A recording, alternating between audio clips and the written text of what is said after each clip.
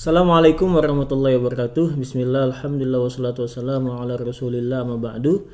Sahabat mahasiswa peserta pesantrenisasi 2 sekalian yang berbahagia, pada kesempatan kali ini kita memasuki materi tentang persiapan menjadi penceramah dan khotib yang insya Allah pada kesempatan hari ini sudah hadir bersama saya Al Ustadz Zulkifli Hadi Imawan LC MCom I PhD. Kita sapa dulu. Assalamualaikum. Waalaikumsalam warahmatullahi wabarakatuh. Oke, Ustadz Zulkifli ini sebetulnya teman seangkatan saya ya, masuk IWI, jadi mungkin akan lebih akrab kalau saya panggil Bang saja ya. Saya lebih mengabangkan beliau. Oke, Bang Zul, saya biasanya panggilnya Bang Zul. Oke, Bang Zul. Baik. Oke, pada kesempatan ini kan ada mau pesantrenisasi 2 atau biasa dikenal dengan pesantrenisasi pra-KKN buat mahasiswa-mahasiswa yang ingin terjun di KKN nanti. Dan salah satu materi yang akan kita bahas pada ngobrol kita hari ini adalah tentang persiapan menjadi penceramah dan khotib. Karena mau nggak mau yang namanya mahasiswa YWI ya harus terjun ke lapangan, harus berdakwah begitu ya. Salah satu yang paling yang paling penting untuk disiapkan adalah bagaimana dia bisa menjadi penceramah atau menjadi khotib gitu kan. Seperti itu. Nah, mungkin mengawali nih ya Bang ya, apa kira-kira yang dibutuhkan dari mahasiswa itu sebelum dia menjadi penceramah kemudian atau menjadi khotib? Kira-kira apa dulu nih bekalnya dulu? Ya, baik, terima kasih. Bismillahirrahmanirrahim. Assalamualaikum warahmatullahi wabarakatuh. Waalaikumsalam warahmatullahi wabarakatuh. Jadi ketika kita ingin menjadi seorang khotib atau dai ataupun penceramah, maka yang perlu kita siapkan pertama adalah niat. Oh, niat dulu ya. Jadi kayak sholat aja ya. Oh iya. Jadi segala sesuatu harus dimulai dengan niat. innama likulli imri'in ma nawa innamal a'malu binniyat ya. Jadi niat itu penting bahwa kita ingin berceramah. Jadi, berceramah itu kan menjelaskan sesuatu kepada mat'u atau orang yang akan kita audiens ya. Agar jelas gitu ya. Ya. Nah, maka itu niat itu sangat penting. Supaya apa? Apa yang kita mau sampaikan itu harus kita ikhlaskan dengan Allah Subhanahu wa taala. Jadi dari hati. Ya, gitu. jadi dari hati Hati ke akan hati. sampai ke hati ya itu. Oke. Jadi ini memang peribahasa atau apa itu ya yang sangat-sangat penting sekali. Apa yang disampaikan dari hati itu akan jatuh ke hati ya. Oke, akan ditangkap oleh hati juga. Ditangkap gitu oleh ya. hati gitu. Nah, tapi kalau niatnya macam-macam nih, kadang-kadang kan kalau ya zaman milenial seperti ini ya, kadang-kadang ada yang ingin mencari ketenaran gitu kan, pengen terkenal, Iya. pengen populer, biar dianggap ustadz, biar dianggap oh ini alim gitu kan. Itu niat-niat kayak gitu gimana Bang? Ya memang bisikan-bisikan seperti itu mesti ada. Iya, oke. Pasti ada itu ya. Maka ketika ada bisikan-bisikan yang tersebut, ya ini setidaknya maka itulah tujuannya kita memantapkan niat. Dan setidaknya banyak istighfar, astagfirullah. Jadi ketika terlintas hal-hal seperti itu kita istighfar. Jadi memang niat itu paling utama yang perlu kita siapkan dengan siap sebenar-benarnya gitu. Jadi kalau kita mau dakwah, mau ceramah, mau jadi khotib itu sebetulnya niatnya tuh harusnya seperti apa? Ya, pertama niat dakwah ya. Niat dakwah. Dalam arti ya, kita ingin menyampaikan ilmu kepada orang lain. Menyampaikan ilmu kepada orang lain. Dan ini adalah sebagaimana perintah yang ada di dalam Al-Qur'an ataupun sunnah Rasulullah SAW gitu. Jadi dengan kita menyampaikan ya kita ingin menghilangkan setidaknya atau menjelaskan sesuatu yang belum dipahami kepada orang tersebut, terutama tentang masalah agama Islam seperti itu. Meskipun dalam siapapun orangnya ya, siapapun apapun bidangnya, katakanlah apapun fakultasnya, itu bisa menjadi dai sesuai dengan keilmuannya. Sesuai dengan keilmuannya masing-masing. Ya, dalam arti menebarkan manfaat untuk orang lain seperti itu. Jadi ilmu itu jangan disimpan gitu ya. Iya. Harus disampaikan Tidak kepada orang disimpan, lain. tetapi harus disampaikan pada orang lain. Oke, nah sekarang ini ngomong-ngomong tadi kan masalahnya tentang menyampaikan ilmu Iya. kepada orang lain, sehingga ilmu yang kita miliki tidak hanya untuk kita sendiri saja gitu kan. Artinya apakah kemudian bisa dikatakan bekal selanjutnya selain itu adalah ilmu? Ya, ilmu itu pasti. Oke. Jadi ketika kita ingin menjelaskan sesuatu, ketika kita ingin menyampaikan sesuatu, maka tahapan yang kedua sebenarnya adalah sebelum kita masuk ke ilmu adalah pertama kita tampil dalam kondisi yang bersih, Oke. rapi, dan menarik. Gitu. Oke, bersih, Nah, ini. rapi, menarik. Iya. Sehingga, jadi tampilan fisik itu penting ya, sangat penting. untuk diperhatikan Sangat dulu. penting. Oke. Jadi karena pertama teladan kita Rasulullah Muhammad SAW itu orang yang sangat rapi, sangat menarik ya. Orang kalau melihat Rasulullah itu pasti tertarik, Oke. bawaannya itu pasti langsung kagum gitu ya. Iya. Dan juga wangi, Kanjeng Nabi itu memang wangi. Nah, dan ternyata ketika kita lihat para ulama Iya. dalam menyampaikan ilmu itu juga mencontoh itu. Misal Al-Imam Ja'far As-Shadiq. Ya, Ini Imam Shadiq. gurunya Imam Malik. Iya. Nah, itu kalau menyampaikan hadis atau menyampaikan ilmu pasti mandi dulu. Oke. Setiap kali mau ngajar itu Iya, mandi. mandi pakai minyak wangi seperti itu. Lah, ini yang kemudian ditiru oleh Imam Malik.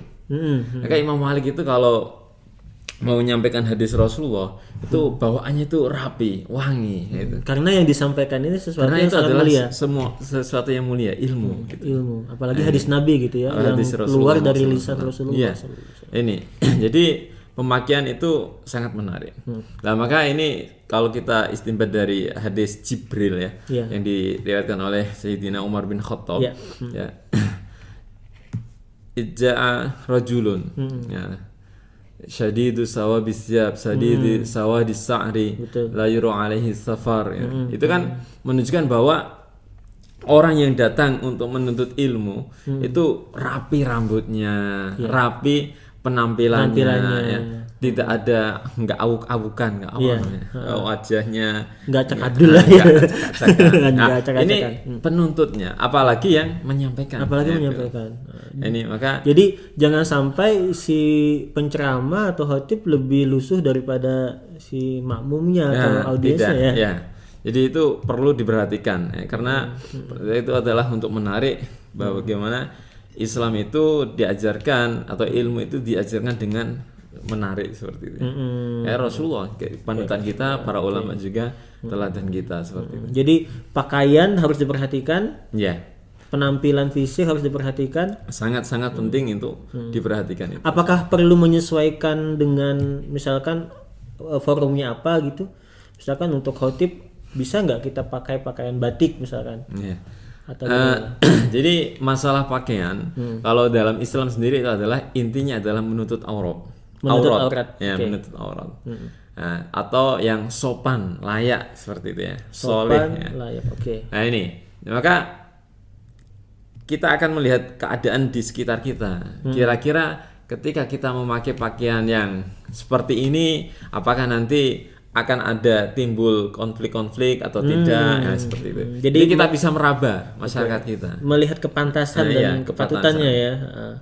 Misal kalau di tempat kita pakai jubah, Iya. kayaknya kurang begitu dikenal di masyarakat kita, maka kita lebih baik tidak. Gitu. Pakai sarung gitu, Ya, gitu ya. pakai sarung. Tapi ketika misal di masyarakat kita pakai jubahnya kok udah biasa, misal dulu misal para ulama juga kan seperti itu, Mbah Hasyim atau Sulaiman Ar-Rasuli, Syekh Sulaiman Ar-Rasuli dan lain-lainnya, itu kalau pulang dari Haramain pakai seperti itu. Tapi kan membiasakan masyarakat, maka ini perlu kecerdasan atau kepawaian seorang dai penceramah untuk bagaimana melihat kondisi masyarakat. Siap nggak seandainya saya berpakaian seperti itu? Nah, gitu. Jadi kalau misalkan di acara formal ya pakai jas nggak masalah. Ya. Gitu. Tapi ya kalau pakai sarung juga dipantas-pantaskan gitu kan. Oke. Maka ini melihat sebuah keadaan yang akan kita tampil di situ. Gitu. Berarti memahami audiens juga penting. sangat melihat penting. siapa nih yang akan menjadi audiens kita, Ya. gitu ya. Dan itu juga nanti yang kedua, jadi melihat audiens atau memahami audiens, jadi itu akan juga jadi itu akan berpengaruh dalam penyampaian materi kita. Oke. Nah, misal audiens kita, apalagi di Jakarta ini masyarakatnya adalah heterogen, dalam arti Betul. terutama dalam masalah keilmuan. Ya, katakanlah ada yang orang kota, Betul. ya, ada orang kota wawasannya ya sudah banyak gitu. Kemudian ada orang desa, tapi ada yang juga sangat desa gitu. Ya, Nah, itu kan berbeda-beda. Dan materi yang harus kita sampaikan juga harus menyesuaikan ala qadri ukulihim. Nah, gitu ya.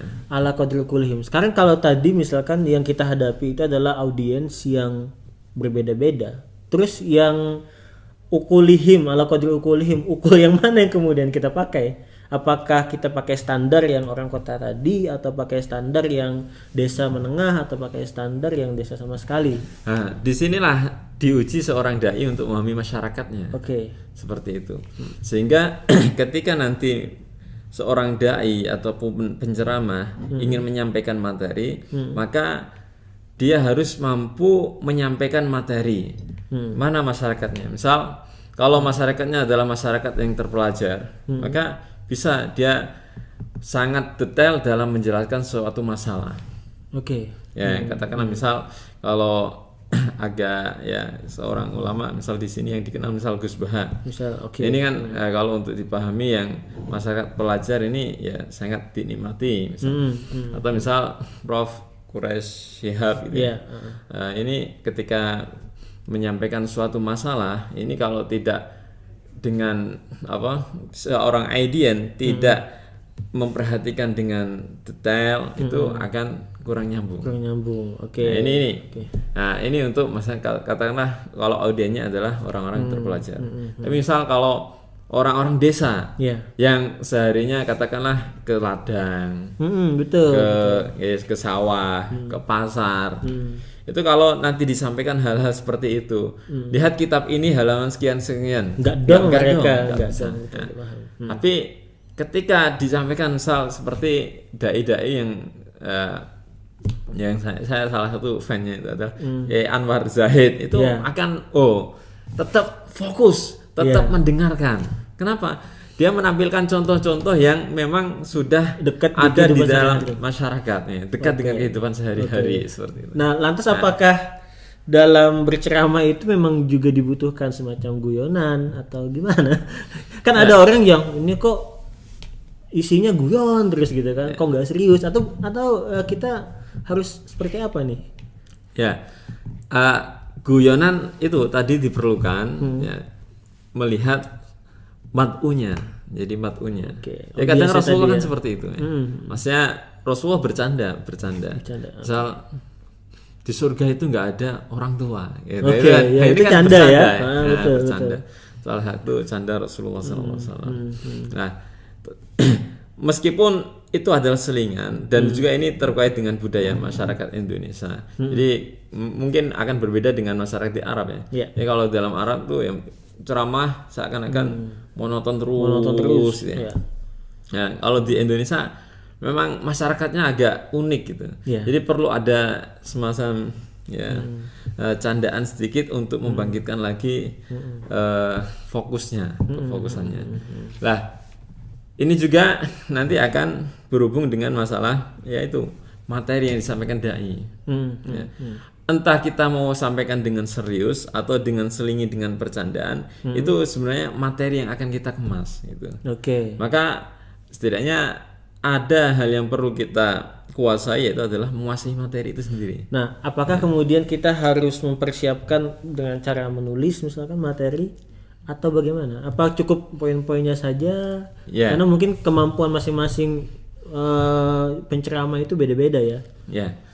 Jadi bagaimana kita mempersiapkan materi ini sangat penting dan sangat menarik untuk dilakukan oleh seorang dai atau orang yang sedang mau khotib mengkhutbah di hari Jumat ataupun seorang penceramah. Dan sebagai katakanlah dai yang pemula, ini perlu mempersiapkan materi dengan matang. Oke. Untuk yang pemula. Kalau yang pemula ada mahasiswa yang ingin baru pertama kali terjun ya menjadi penceramah, maka kesiapannya harus matang. Harus matang. Ya. Katakanlah dia ingin menjelaskan tentang rukun Islam. Oke.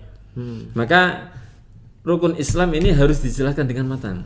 Dia harus paham apa itu rukun Islam. Jadi harus paham dulu. Harus paham. Ya. Oke. Dalilnya mana? Nah ini. Oke. Dari Al-Quran, dari hadisnya, bagaimana keterangan para ulama, dinukil dari kitab apa saja. Nah, ini kalau bisa ditulis dengan baik. Ya. Jadi ada persiapan secara tertulis. Ya kalau tidak bisa, katakanlah kalau kita tulis dengan bolpen ya bagus. Ataupun kita ketik kemudian kita print ya juga bagus. Intinya adalah untuk pemula itu sangat penting. Sehingga apa? Itu nanti bisa ya agar kita tidak lupa dalam menyampaikan itu. Nah. Kalau saya dulu bahkan harus dihafalkan dulu ya. Ini dihafalkan per katanya malah.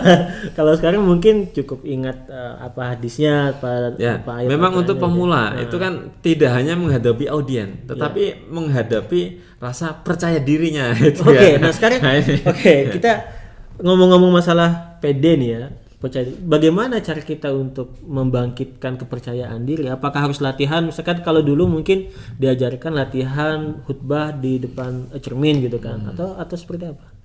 Ya untuk pemula, apapun itu memang harus dilakukan. Nah, percaya diri itu pertama adalah tadi kembali lagi ke niat. Ketika kita niat sudah tulus, ikhlas karena Allah, itulah justru yang akan meningkatkan kepercayaan diri kita. Gitu. Yang pertama. Nah, maka perlu untuk berani dalam menyampaikan, karena apa yang kita sampaikan adalah ilmu, dan kita dalam menyampaikan berharap ridha Allah, berharap pahala Allah, sehingga dengan apa yang kita sampaikan, apa yang kita dakwahkan itu nanti ya mudah-mudahan Allah memberikan hidayah lewat diri kita gitu ya. Oke. Dan hidayah pastinya adalah kehendak Allah Subhanahu wa taala, bukan kehendak kita ya. Itu semangat. Jadi untuk memupas semangat kita. Kemudian dan pastinya untuk menghadapi rasa percaya diri enggak ya saya, takut enggak ya di hadapan audiens itu nanti saya salah enggak, itu memang mesti ada bagi dai pemula atau orang-orang yang katakanlah mahasiswa yang presentasi di depan kelas. Yang pertama kan pasti grogi. Tapi itu harus dihadapi. Takut salah itu ya jangan takut gitu ya. Jangan takut salah gitu ya. Ya, semakin kita belajar itu semakin banyak kesalahan. Tetapi dengan semakin kesalahan kita justru akan semakin belajar. Dengan belajar itu kita akan semakin memperbaiki kesalahan. Tapi orang yang tidak pernah belajar, maka dia tidak akan salah.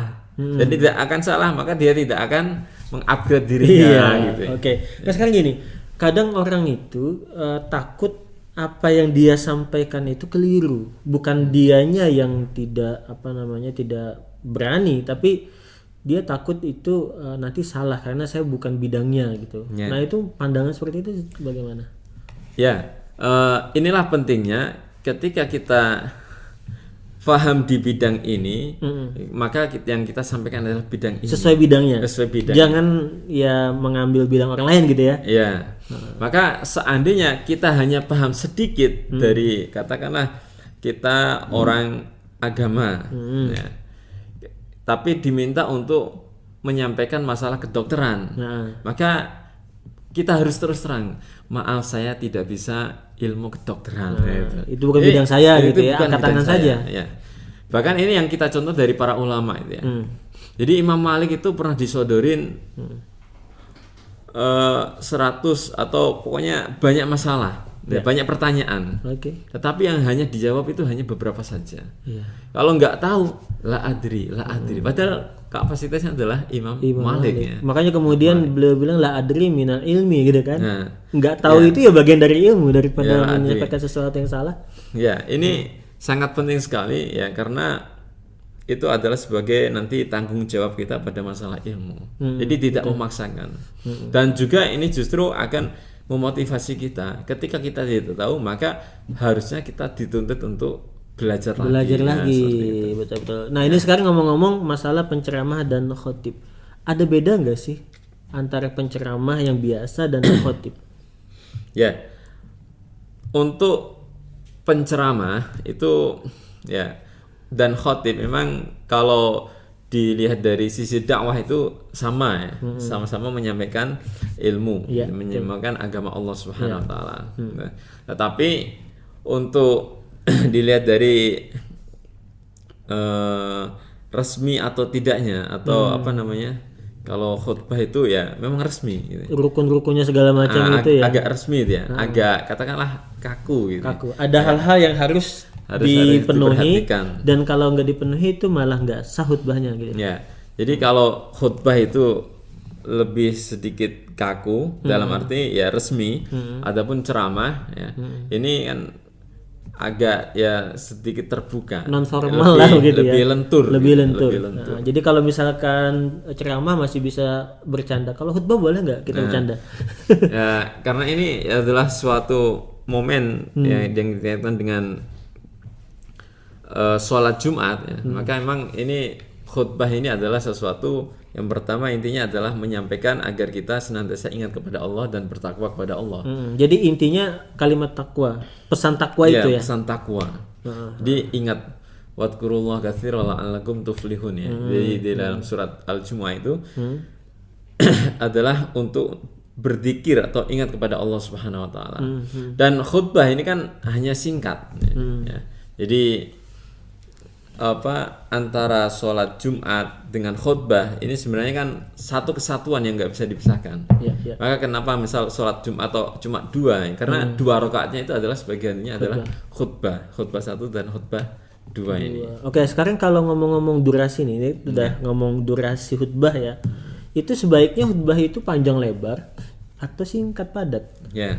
Kadang ada yang panjang sampai setengah jam nggak selesai gitu kan. Kalau kita mungkin mulainya Jumatan itu jam 12 misalkan, itu setengah 1 belum selesai gitu kan. Atau mestinya singkat padat 5 menit cukup gitu atau gimana?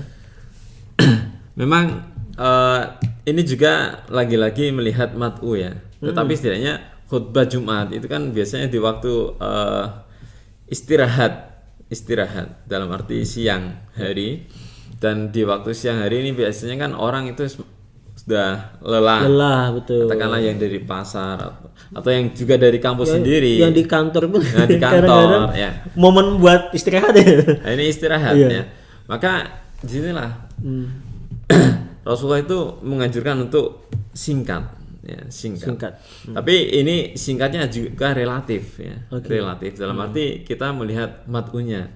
Ya, maka setidaknya ya khutbah itu antara 15 menit 20 menit cukup lah.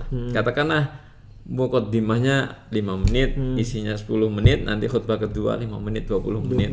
Sholatnya 5 menit. Nah, udah ini. Seperti itu. Soalnya kadang-kadang mungkin ada sebagian khotib itu yang merasa, saya kalau khotib cuma 5 menit kok kayaknya takut nanti nggak dikira alim itu gitu kan, kok sedikit banget menyampaikannya, padahal itu justru sunnah Nabi begitu ya. Ya ini karena makanya di dalam hari Jumat itu atau khutbah Jumat yang terpenting adalah mengingatkan mereka ingat kepada Allah. Yang penting ingat kepada mengingatkan Allah, supaya ingat kepada Allah ya, dan bertakwa kepada Allah Subhanahu Wa Taala. Ya. Lah makanya ketika kita menyampaikan cukuplah katakanlah 1-2 hadis. Ya. Jadi poin-poinnya katakanlah cuma 3. Ya. Apa itu takwa misalnya 1, 2, 3 cukup. Ini cukup. Sehingga apa? Dari waktu yang tersedia itu kita bisa bagi. Tapi kalau ada 10 keistimewaan takwa, ini 1 nanti dijelaskan 1 lagi. Itu kalau sudah disebutkan 10 itu baru 1 orang langsung tidur ya. Akan menantinya lama ini. Tapi ketika ada 3 keistimewaan bulan Ramadan. Ada 3 keistimewaan orang yang bertakwa. Itu kan singkat. Ya. Tek. Betul. Meskipun ya seandainya kalau kita pelajari akan ada banyak. Betul. Tetapi dalam menyampaikan khutbah itu ini jadi bisa ya ada retorikanya juga Nah, sebenarnya. itu retorika. Oke. Retorika. Nah ini kan ngomong-ngomong khutbah kan itu hanya berlaku buat mahasiswa atau yang laki-laki ya. Terus bekal apa untuk yang mahasiswi, teman-teman yang apa namanya yang perempuan ini bagaimana? Apakah juga perlu mempersiapkan diri untuk menjadi penceramah wanita begitu atau bagaimana? Ya, ini untuk khotib atau Kalau khotib jelas enggak lah ya. ya. Misalkan dia mungkin apa namanya untuk mengisi pengajian ibu-ibu misalkan atau apa gitu. Memang kalau kita melihat sejarah para sahabat, salah satu katakanlah ulama wanita itu adalah Sayyidah Aisyah, Ummul Mukminin ya. Betul. Nah ini beliau meriwayatkan termasuk yang paling banyak, Paling banyak ya. 2000-an lebih hadis Rasulullah SAW dan menjadi rujukan para sahabat ya, dalam meneliti hadis. Dari situ kita lihat bahwa wanita itu memang memiliki peran yang sangat besar dalam transfer ilmu, menyampaikan ilmu, menjelaskan ilmu. Betul. Ini yang dicontohkan oleh Sayyidah Aisyah. Nah, maka dari situ perempuan juga penting untuk belajar sebuah keilmuan ya. Karena ini ya mau nggak mau dunia ini kalau tidak laki-laki ya perempuan ya. Terkadang ada ranah-ranah yang khusus wanita atau perempuan, ada ranah-ranah yang hanya khusus laki-laki. Maka kewajiban untuk menuntut ilmu itu juga adalah kewajiban wanita. Nah, sebagai untuk mengikuti keteladanan Sayyidah Aisyah, maka perempuan juga harus bisa berilmu. Bahkan ada fakih para ulama dari wanita itu sangat penting sekali. Jadi kalau menuntut ilmu itu adalah fardhatun ala kulli muslimin wa muslimatin, wajib bagi laki-laki dan perempuan muslim itu. Artinya ketika dia diwajibkan menuntut ilmu, maka dia juga diwajibkan menyampaikan ilmu, begitu ya? Iya. Karena menyampaikan ilmu itu adalah sebuah katakanlah ya, otomatis bagi orang yang memiliki ilmu. Karena itu sangat besar sekali pahalanya muallimin nasa ya. Betul. Oke. Ya, sahabat mahasiswa yang mengikuti pesantrenisasi 2 kali ini, mungkin itu yang bisa kita bahas pada kesempatan kali ini kaitannya dengan kesiapan menjadi penceramah dan khotib ya, khotib Jumat khususnya. Terima kasih kepada Bang Zul ya sudah sama-sama meluangkan waktunya meskipun di tengah masa yang kita harus berhati-hati ini, tapi tetap beliau ingin apa namanya berbagi kepada kita semua. Mudah-mudahan ini menjadi ilmu yang bermanfaat untuk Bang Zul juga dan bermanfaat untuk kita semua ya. Mungkin sampai di sini dulu. Insyaallah kita akan ketemu dengan materi-materi yang lain. Billahi taufiq wal hidayah, wallahu muwaffiq ila aqwamit thoriq. Wassalamualaikum warahmatullahi wabarakatuh. Waalaikumsalam warahmatullahi wabarakatuh.